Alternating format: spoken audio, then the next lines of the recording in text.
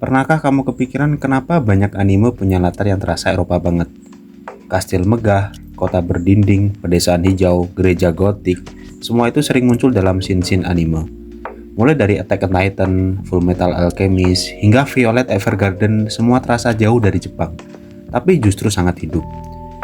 Kenapa orang Jepang, terutama kreator anime, begitu terobsesi dengan Eropa? Bagi orang Jepang, Eropa adalah sesuatu yang asing, tapi justru indah.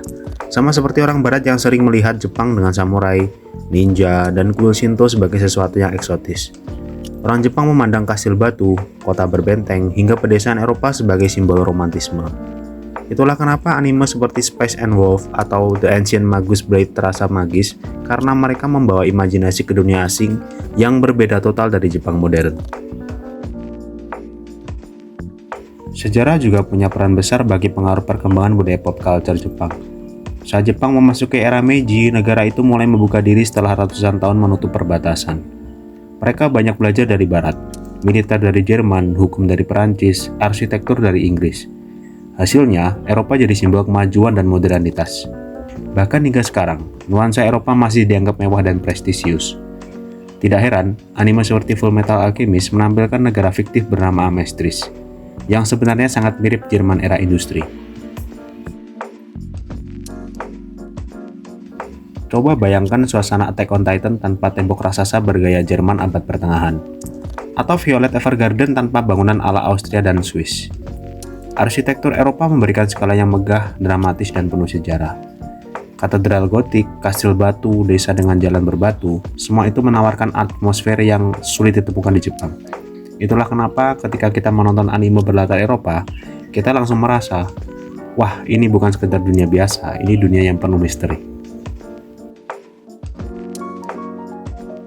Jepang juga punya sejarah panjang dalam mengagumi sastra Eropa. Shakespeare, Goethe, Victor Hugo, karya mereka masuk ke Jepang sejak era modernisasi. Tidak heran kalau anime seperti Romeo Juliet atau The Count of Monte Cristo muncul sebagai reinterpretasi dari kisah klasik Eropa. Bahkan musik klasik dari Beethoven atau Mozart sering menjadi inspirasi untuk soundtrack anime. Ini membuat nuansa Eropa semakin melekat, penuh dengan citra tragis, drama aristokrat, dan kisah heroik.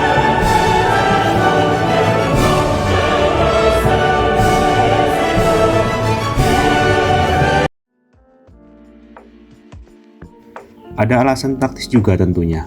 Kalau sebuah anime berlatar Jepang, penulis harus tunduk pada aturan sosial Jepang, seperti sekolah, keluarga, tata krama. Tapi dengan latar Eropa, mereka lebih bebas. Mau bikin gereja otoriter? Bisa. Kerajaan dengan perang berdarah? Bisa. Alkimia, vampir, penyihir, atau kesatria, semua lebih pas kalau berlatar Eropa. Eropa jadi kanvas kosong tempat para kreator Jepang melukis fantasi yang tidak bisa mereka buat di negeri sendiri.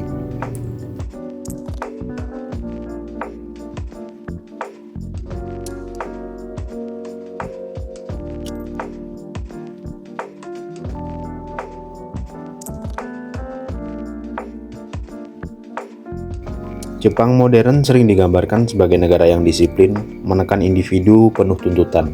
Sementara Eropa dipandang sebagai dunia dengan kebebasan, romantisme, dan keindahan alam.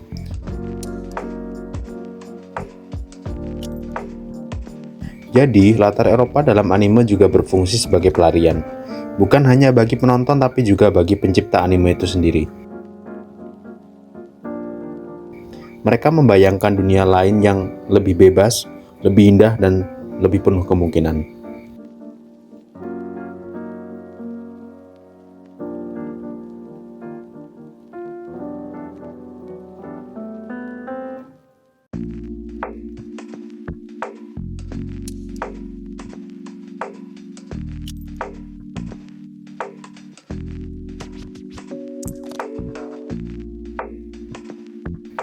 Eropa dalam anime bukan sekedar latar. Ia adalah simbol eksotisme, jejak sejarah, estetika arsitektur, romantisme sastra, kebebasan fantasi, dan juga cerminan psikologis. Mungkin bagi orang Jepang, Eropa adalah mimpi. Dan lewat anime, mimpi itu bisa diwujudkan. Bukan di dunia nyata, tapi di dunia imajinasi.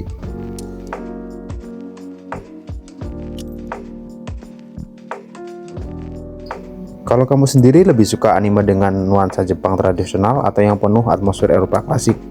Tulis pendapatmu di kolom komentar. Dan jangan lupa like dan subscribe untuk pembahasan anime lainnya. Jane!